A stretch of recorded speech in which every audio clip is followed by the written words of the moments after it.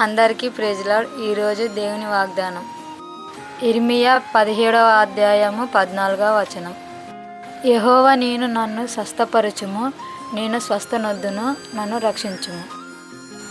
నేను రక్షింపబడదును, నేను నిన్ను స్తోత్రించుటకు నీవే నా కారణభూతుడవు. వచనం నుండి మనం నేర్చుకోదగ్గర 3 ముఖ్యమైన విషయాలు. నిజమైన స్వస్థత.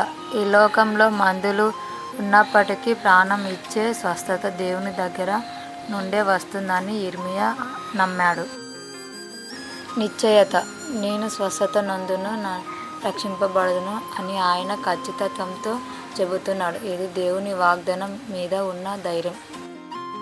కృతజ్ఞత.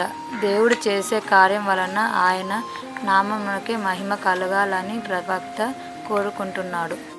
Praise Lord. ఈరోజు దేవుని వాగ్దానం మరో 4కి అందాలంటే షేర్ చేయండి.